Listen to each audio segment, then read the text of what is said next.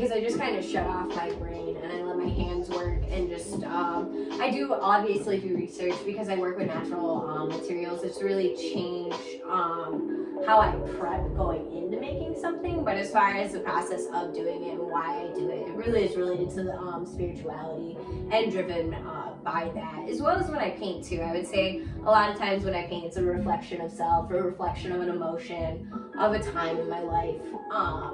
And I think ultimately it's just kind of, I don't know, I'm just kind of inspired by the environment around me.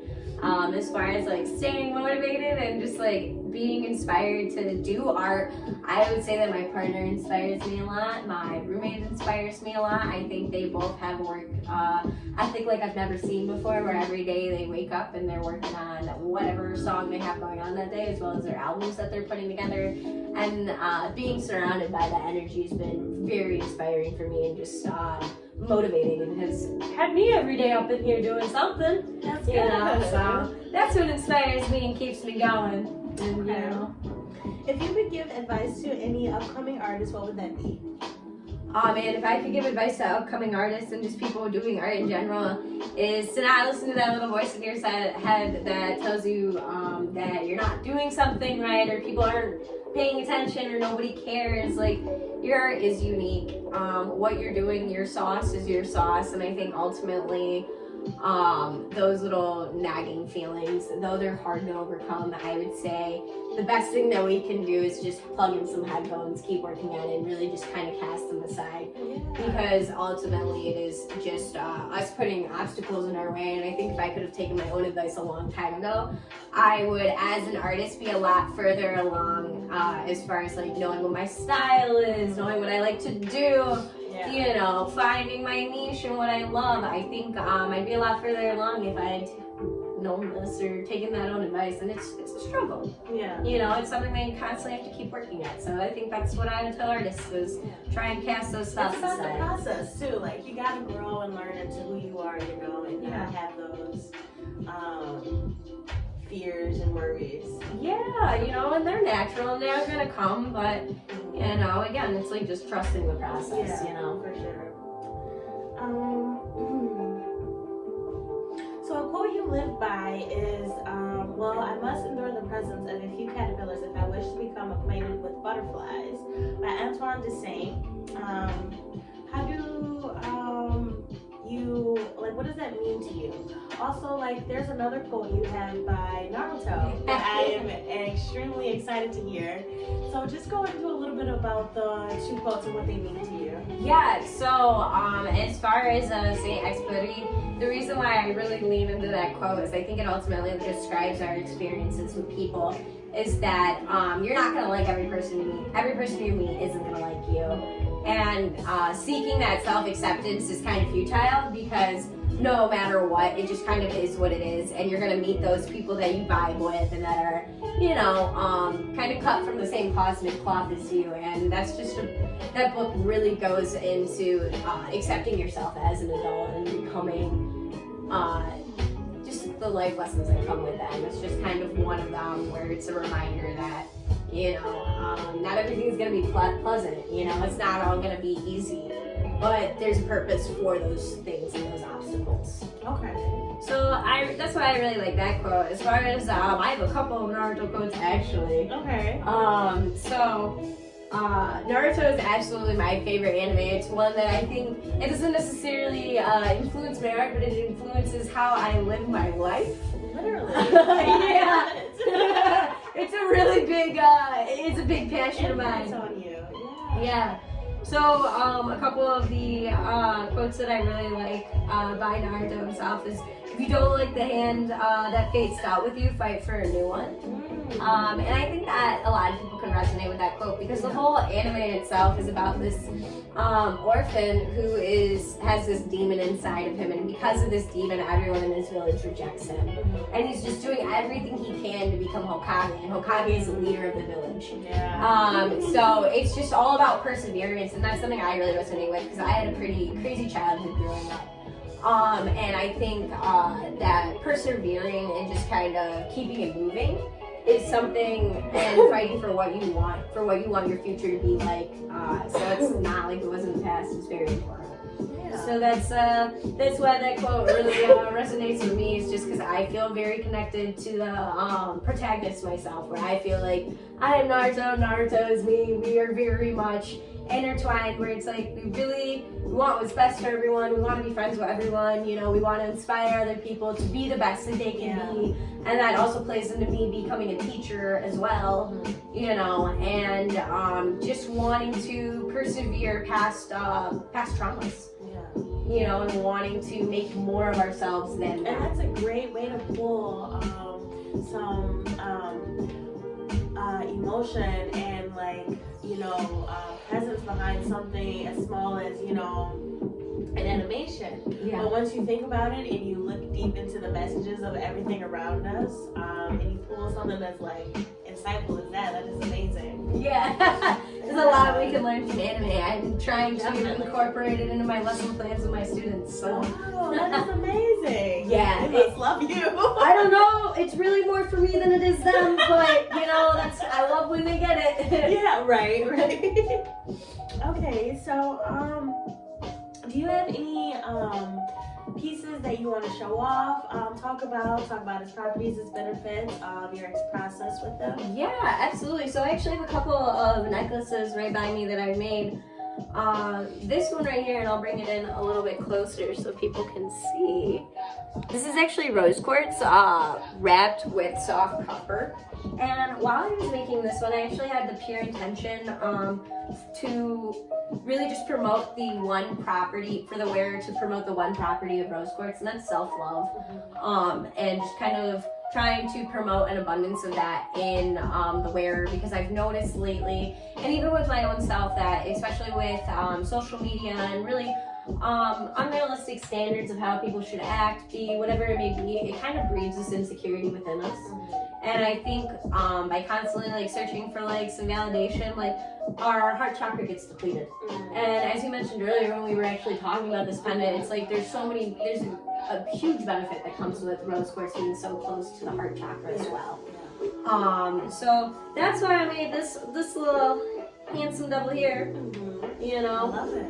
And then I also have this little piece of sodalite right here. I wire wrapped this one. It's not with copper, it's actually with a soft plated gold. And this one's actually to activate the throat chakra and just helping people with like speaking up for themselves clearly as well as confidently. Yeah. You know, and just being authentic with when we speak, you know, and allowing our emotion to come through. I actually personally, like, I have a piece of labradorite from my own collection. I love that. That I wear. I wouldn't say I wear it all the time, but I definitely wear it for times like these when I'm going to be talking a lot. Yeah. You know, just to kind of get that, just get like that chakra stimulated, get me out here so that way I'm not, so I'm just being myself, you know, so. Those are some things that I made. I also made, just to expand, because I like to do a lot of different things. I don't like to be tied down to one niche. And my first love ever with art in general was just, I wouldn't say it was painting, but creating like characters. And this is one that I made. It's actually supposed to represent myself, and I made it at the start of quarantine. And it's really about self-preservation. You know, trying to block out other people's energies and just focus on my own.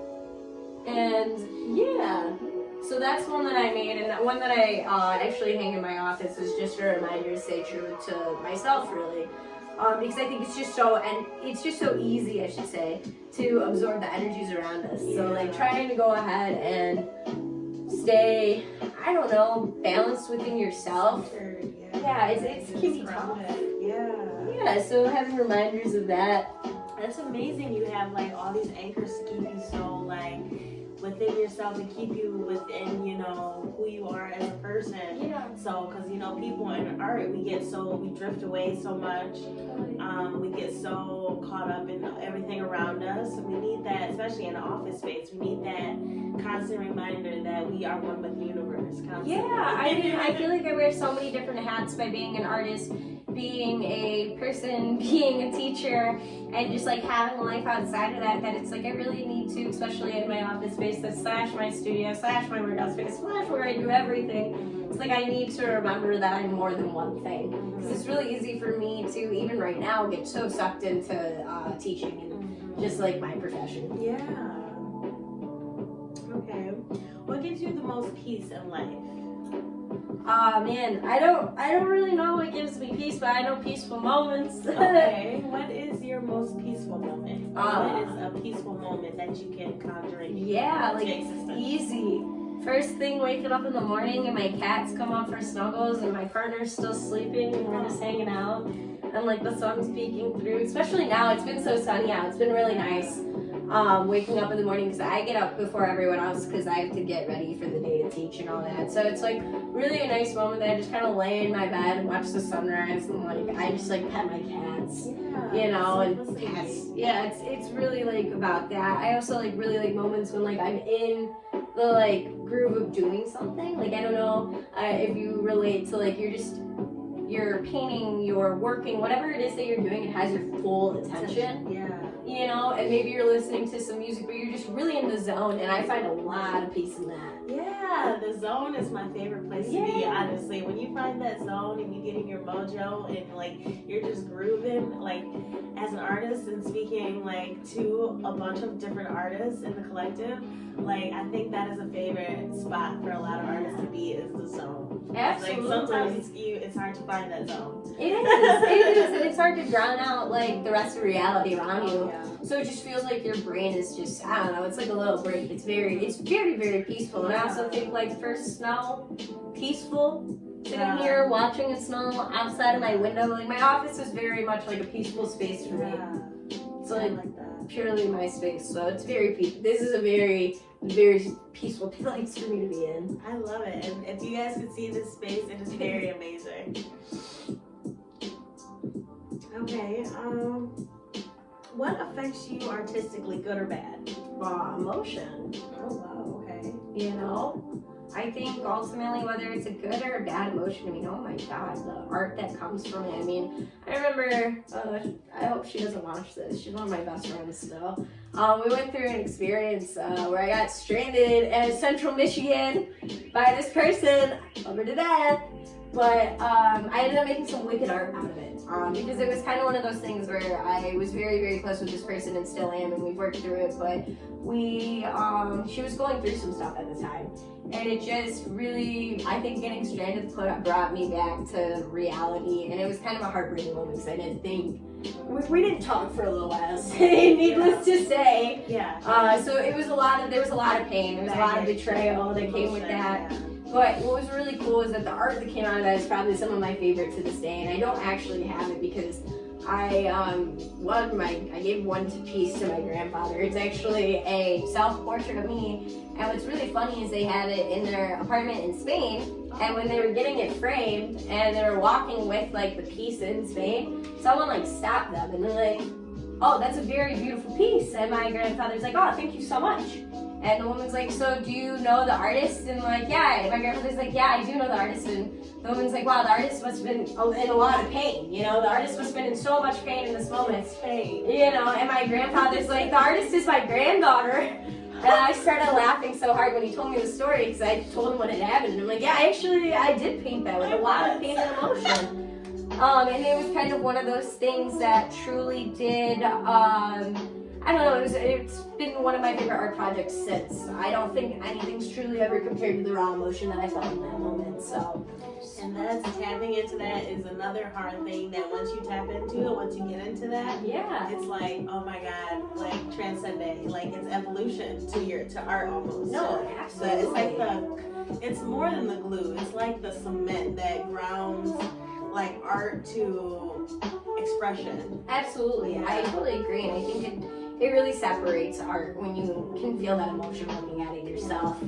You know, because I've been to plenty of museums and seen plenty of pretty paintings, but I don't always feel something from them. And I don't always feel something when I look at my own damn art. So, it is what it is. But those were pieces that, for me, meant a lot, still mean a lot, and I think as well as like I've had a little bit of validation to hear that it moved other people as well. So it's cool. Yeah.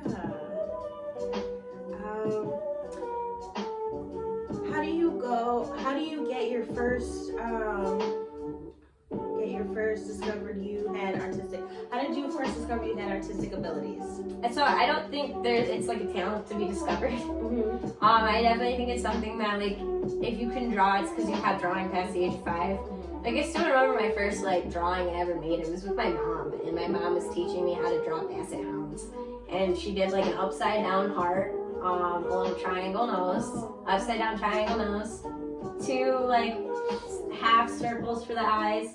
Then you take a line and you connect the eyes like a little hump, and then you give it like ears.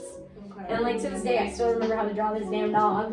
And it was the first thing. I just remember my mom sitting down with me after a nursing shift and doing this with me. She was nursing at the time. She was doing so many shifts and she was overnight. And I don't know, that was my first experience really ever with art. And since then, my family has always like fostered it within me, where it's like anytime when you wanted to get art supplies, or really whenever my birthday came around, they always got me stuff, you know. Artistically, Yeah, I think that's something that they always thought was really cool. And So another question: if you hadn't had the experiences of being involved in art, do you think you would have discovered having any artistic ability? I don't necessarily know, honestly. I'm not entirely sure, because like I'm also like a super competitive person. It's like if I had sports talent, I'd probably be playing sports, but I don't have that either. Yeah. Because I don't think it's something that was like fostered within me. I don't think, you know, I don't remember ever sitting outside playing ball with my parents, but I do remember sitting at a coffee table, you know, and my parents just hanging out with me while I drew. So I don't know, honestly. I really couldn't tell you. It's just something that's so part of me now that I can't imagine it not, but at the same time, without that encouragement from my family and that start, I don't know, you know? Well, that's amazing. I'm glad you tapped into it, because a lot of people are inspired because of your work. Myself involved. Thanks. Okay, what is something you're most proud of? So I'm really proud of my growth this year, and like my self-confidence that I've really worked on as an artist. I feel like I finally stopped like comparing myself to other people and my success to other people's. You know, and just kind of looking at my own little sphere and being proud of it regardless of what's going on. And I think that's actually driven me to go really far, where I actually got into my second storefront, and I just started this month there. So I'm really, thank you. Yeah. So yeah, I think I'm most proud of that right now. That's the most current thing going on. Okay. So we do have you at the Leaf and Blossom, where you guys can go find and pick up a lot of cool artisans, different artwork. Yes. We have Kristal's art, teas. Yeah. I'm gonna link the address and all that in the caption and all that. But you can go pick up her jewelry, which I'm going to tag in some pictures, so you can see a little bit more of her work. Also, who is someone you admire artistically and why? I have a couple of artistic muses, I would say. I guess the ones that are a little bit more tame and people wouldn't like disagree with, like I definitely love Mac Miller. I feel like a lot of people my age kind of just grew up with him. He was like the first person we ever really listened to at a party, you know, as well as like I've had so much fun with and just have so many fond memories with my one friend from University of Toledo, that Mac Miller is just like part of my heart. And whenever I listen to his music, it's always like it's an experience. I feel like I'm tuning in to like part of myself, because a lot of the stuff, especially from circles and from swimming, it's just so relatable. It's a lot about just like the expectations of other people versus ones for yourself, and how do those match up? Yeah. You know, and I think that's something I really resonate with, and I think a lot of people do, is like just wanting to make everyone around us proud, but still having bad days, but not knowing how to talk about that. You know, so Mac Miller really inspires me a lot as an artist. I would say like kind of problematic, but it's okay. Kanye West, oh my God. Everything that man does. Genius. I really feel like as an artist, he is a protege, truly a protege when it comes to music, when it comes to including light work into experiences, his church service. I think just like the ability that he has to make perspective with like his photography as well as his videography when he does like his own music videos, and then like the way he's designed his house, like everything that guy does is so meticulous and artistically driven that like I can't help but be admire it. But like as a person, like oh my god, like man, I've just had to sit down and just sit back and like reevaluate what's going on, you know, because he does talk about it. He talks about his mental illness and he discusses how he says dumb things and like how he's not taking his medication. So, you know, there is a lot but of... as artists, you know, we go through these things and we just put it all in our art form and we don't talk about it. Right. So that is very like commendable to like be such on a high platform and a public figure and still express that because it needs awareness constantly. Absolutely. No, 100%. I think it's even more amazing when he goes back and references his own moments that are unsavory, let's say.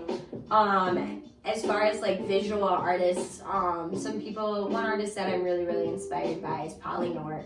And I really like Polynor's work because it has similar themes of kind of looking at the demons within ourselves and what does that look like and how do we interact with them and how we use them as coping mechanisms. And she kind of captures it through these different characters that she makes in these situations, and it's actually super, super cool. I'm also really inspired by the people that I know, like my own homies. I'm very, very blessed and lucky to know so many artists who just make like the coolest freaking work. And I actually have a couple of things right here that I'd like to show off. This was made by my buddy Connor, or known as the Youngest Waffle on Instagram. And this is kind of one of those pieces that I did an art trade for, and I definitely feel like he got the short end of the stick. It's kind of one of those things that it's like, I think it's going to be worth millions one day. Connor's work ethic, along with their ability to just like promote themselves, is honestly something that inspires me all the time. It's really astounding the way that Connor has such a distinctive style. You know, you look at an art piece and like, I mean, if you'll check out their Instagram, you already know all of their stuff. You know it's by Youngest Waffle by looking at it. And that's something I love. Touch to it. Yeah. And then there's my buddy Dante, and I'm gonna shout out Dante because I actually just got this piece this week. We talked on Instagram for a little bit, and I told him that I love this, and it was really nice because I had a long day at work and I came home to it on my desk. So it was just kind of one of those things that really made my day. And what I love about Dante's work is that Dante has like no inhibitions when he works on art. Like he has no limitations. He doesn't he doesn't pigeonhole himself. He just kind of goes for it. And what I love about it is that he's so candid about it too. And we've talked a lot about like the artistic journey of like finding his styles along with like just wanting to create more. And it's really cool just kind of watching him do that and really getting himself out there as well. And he really experiments with like different textures. See the story behind it, the pain in it. And Dante really he experiments with like different textures. He's really big into using just kind of like household objects as well as like things that you would use for insulation. Like literally like the insulation foam. He like puts it on canvas and then he paints it.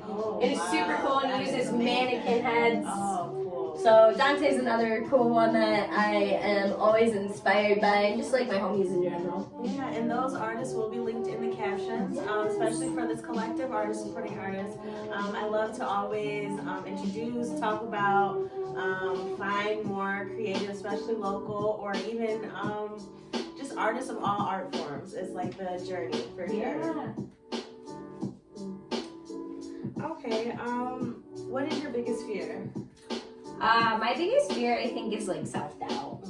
You know, I think that little voice that I was saying earlier for people to be aware of, I think it's so strong. You know, I think it's really easy to get in that headspace where it's like you almost doubt your own abilities. You doubt that people even care. You doubt that people, you know, that it's even your art is doing anything, you know, that it's even invoking emotion. You doubt just everything. And I think for me, that's my biggest fear, and the way that I combat that is just by having really good friends around me. I'm super lucky that I have I I am surrounded by creative people, you know, as well as my partner, who anytime I'm negative at all about myself is always right there with like the self-love and the love to remind me that, hey, you're doing everything that you should be, and you're a great artist. And I'm really lucky again to have friends who also promote that same just feeling. Yeah, that vibration. Yeah, it's fluid. You know, you can feel it when it's genuine. absolutely.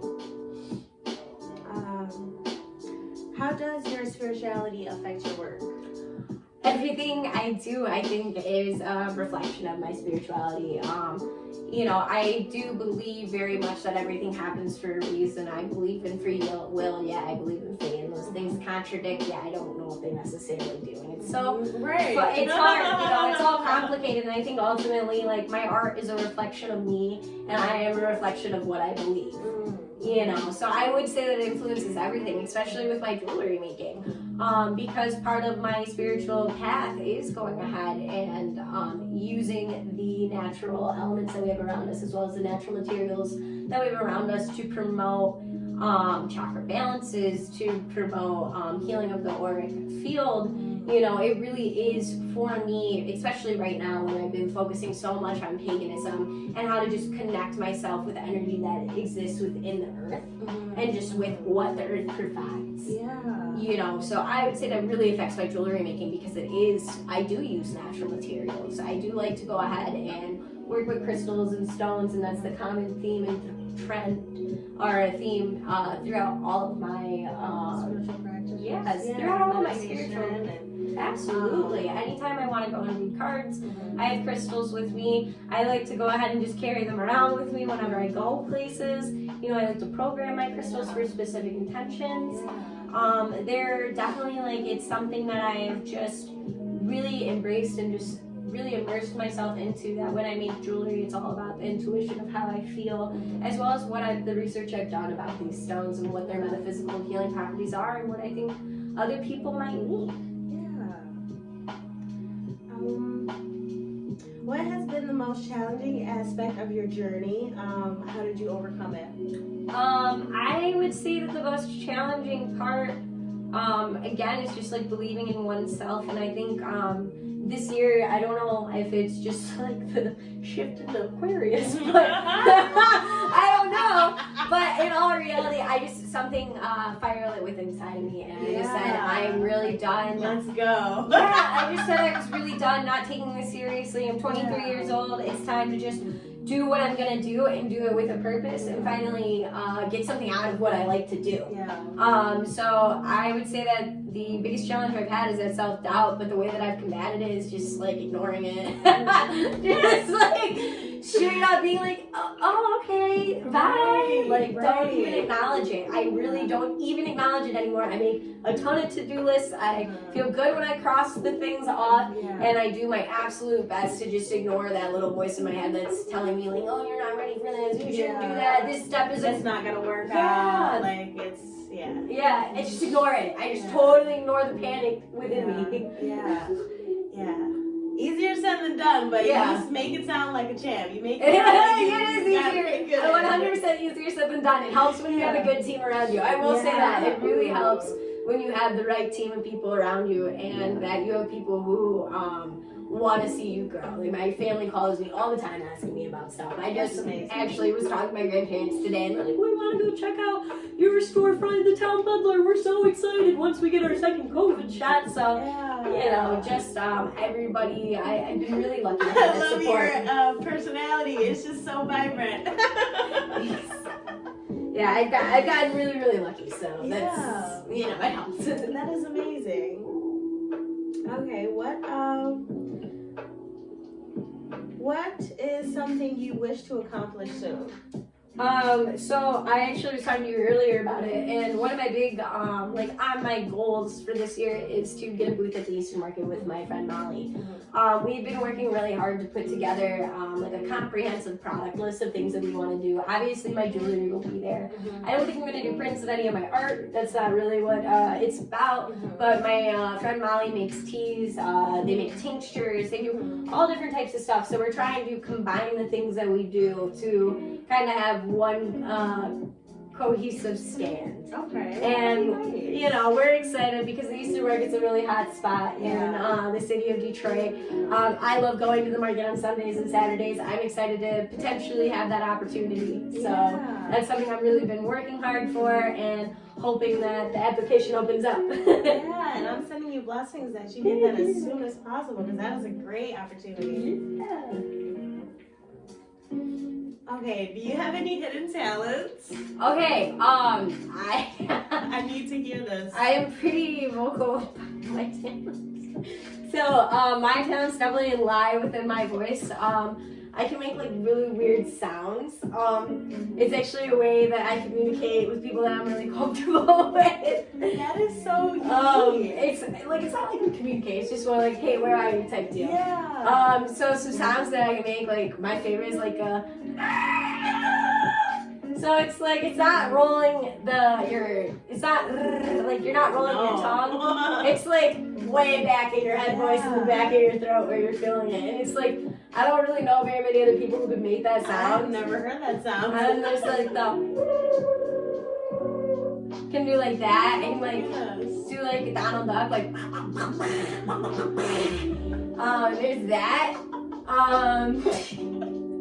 You would be like great for like cartoon animation sounds. I have been joking around with Pat that I've been like, what if I became a voice actor?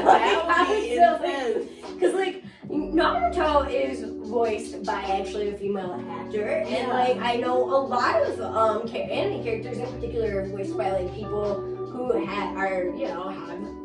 females, and I was like, why not? Yeah, you definitely have a voice that keeps you engaged. It comes in handy in class. Yeah. It's the only way my students pay attention. Loving it. Yes. Because if I were to just be and I don't really know how to do it. I'd like to switch it off, to be honest. But like my students, like, oh man, like especially in this online sphere right now, like if I were to just read it to them, like, and this happened in the story, like, bro, it's on. Yeah. Snooze, turn the camera off, like, log out, throw the whole class away and be over. I also really like to sing. That's something that like I'm not as like I don't pursue that passion necessarily because I think like ultimately you have to pick and choose what the heck you have time for. You know, and what gives you more like I mean art as an art forms it get like a lot of it gives you passion in many different ways. Yeah. But it's the one that you know it's like that's why I like that it's a hidden talent because it's still something that your art form it drives you, but it's more under the skirts of your main art form. But I definitely love how eclectic you are of different forms of art. Yeah, man, I really I'm a compulsive shopper.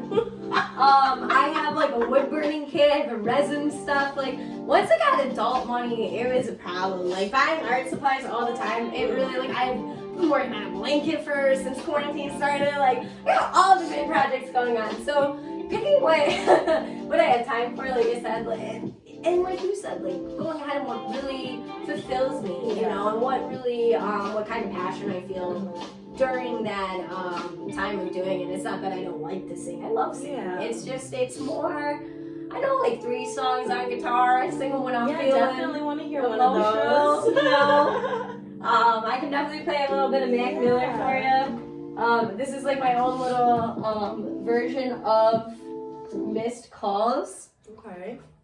So, let's see.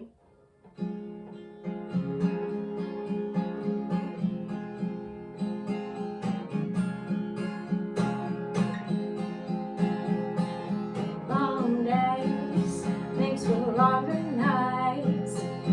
You keep starting fights, thinking that you're always right. Call you up, say I ain't coming home tonight. Say you wanna leave me, it's just stopping, but I know you might. So I get along, I go. Hope you sing along to every song you know.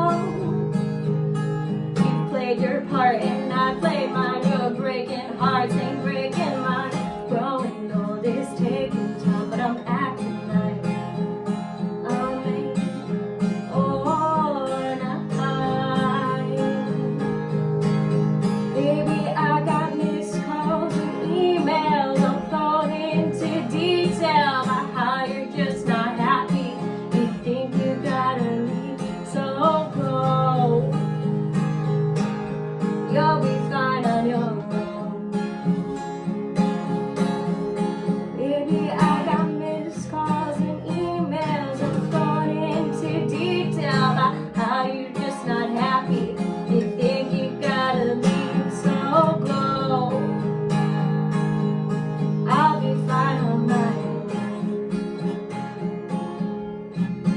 told him he's an asshole, that superficial douchebag.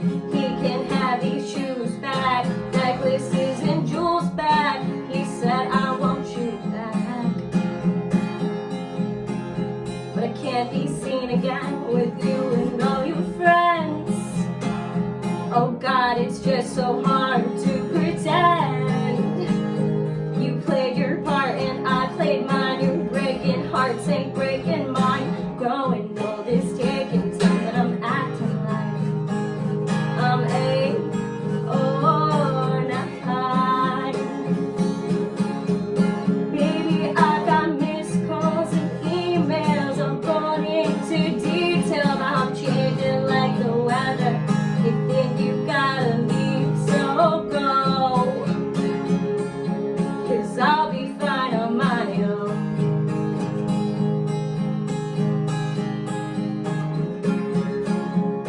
Just go. Just go. You said you gotta go. So just go. Woo!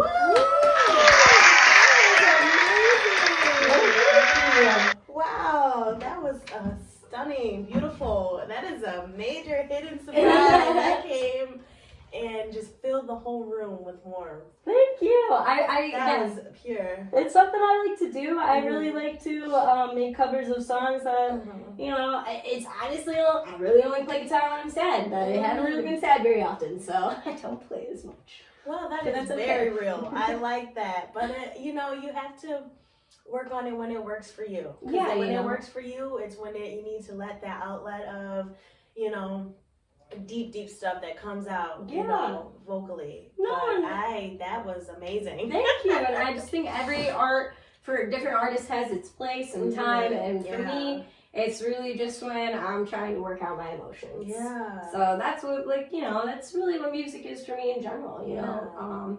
I adore it, but I'm not necessarily what I consider a musician. If you But- wanted to take up that, if you wanted to take up that as a main art form, I would so back you in that. But Thank all you. your art forms are very beautiful and very inspiring. Appreciate that. Yeah. Okay, let's see. What is your zodiac sign? I'm a Leo. Leo. Leo okay. sun, Leo moon, Sagittarius rising. Ooh. A lot of fire in my chart. Love it. A lot of fire. A lot of go-getter spirit. I love that. Oh yeah. Okay. Where do you see your business? Oh, okay. I'm sorry. Do you have any projects lined up you would like to tell us about? Like any new projects, pieces coming? No. That's fine. I actually, so I just went ahead and worked on restocking, or creating inventory for the Town Peddler, and that I spent like a whole weekend just making over 40 bracelets and all that stuff. So right now, I actually don't have any huge projects long term. I'm actually planning what it is that I want to do. Yeah. I do plan to be making some more jewelry, but I feel like that's so rapid that it's not really one of those things that I necessarily prepare for. But as far as like art pieces, I am trying to work on like my own Naruto oracle cards. That's something. I would be the first customer. You can't sell them, unfortunately, because of copyright. Oh, You know, okay. you can't. You're not supposed to. But I am just kind of doing that for my own self because I absolutely love the damn anime. It's my favorite. That would be. I've never seen Naruto. Doesn't Oracle. exist. Trust me, I tried buying it. I spent very 2 days creative. looking online. I found some like tarot cards in Japanese, but oh my god, I only saw that they existed in a YouTube video. I haven't found them anywhere else, not on eBay, nowhere. So gotta make it myself. That would be amazing. We'll That is see. creative as hell. We'll see if I get through it. It's a work in progress. Where do you see your business in 5 years by about 2026? 2026, I mean, I imagine myself being in more storefronts. I imagine like having consistent representation at different farmers markets, I think, is how I'd like to grow. I would hope that I'm still kind of doing everything by myself, because I mean, jewelry for me and my art, it is a supplementary income. It's not my main source of income. I don't think it really will ever truly be my main source of income, but I do need it to still help me survive. Yeah. Because teachers don't make a lot of money. Yeah. So it is something that I think ultimately, I don't know, sky's the limit. You know, however big it wants to get, and if I don't need to teach anymore, okay, maybe, you know. Yeah. But I'm not trying to limit myself, but at the same time, I do have specific goals. Like for this year, I would like to be in at least 3 different storefronts, as well as have a booth at the Eastern Market if the application opens. So that's kind of more short term, but I mean, sky's the limit. Yeah, I'm excited for your success. Thank you. Your growth. Yeah. Okay. What obstacles are you facing artistically, and what motivates you to persevere? I think right now I sometimes really struggle with just getting started. You know, it's just that initial like first step of like, okay, I'm going to make this today. I'm going to work on this today. And one way that I have really found that kind of motivates me to kind of just stay on ball is to-do lists. Yeah. To-do lists are a big one for me. Visually seeing myself cross things off and getting really specific with what's on my to-do list. It really helps me when I set visual goals like that and they're written down. As well as I practice a lot of like self-care. I practice a lot of like, I need to have at least one day to myself that like I don't have to be creative if I don't want to be. I don't have to do anything with school. Like I don't have to be in any role that I don't want to be in that day. Sometimes I do make things that day. Sometimes I don't. Maybe I'll just watch anime all day. Who knows? You know, so just kind of allowing myself that space to, you know, take a bath, light an incense, listen to some music, maybe watch anime while I'm in the bath, whatever it may be that relaxes me. Allowing myself to have the space for that. That is amazing, and a lot of people don't give themselves that opportunity. We just work, and then we burn ourselves out.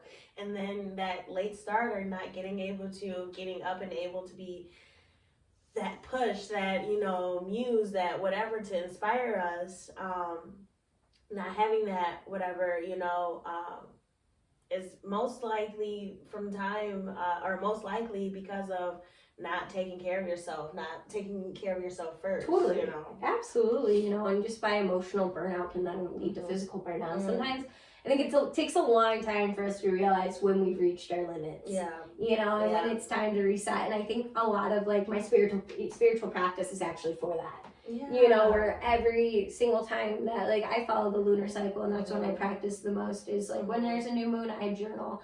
I set up a specific space for myself, like my roommate, my partner know not to come into my office after 9 o'clock. Nice. You know, like there is very set, specific, scheduled time for different things, whether that be for giving gratitude, whether that be for planning, you know, and then that's really, that's been a big, I think, difference. And I think that's made, my spiritual practice has made a overwhelmingly big difference in my motivation. Wow, that is amazing. Thank you. Well, Kristal, it's been an honor interviewing you, and so great. You can teach so many people so many things. I am going to tag your artist friends and that Leaf and Blossom location. There are tons of different artisans. We especially feature her bracelets and Kristal jewelry. So this was amazing, and over and out. Yeah, peace out, guys. Thank you.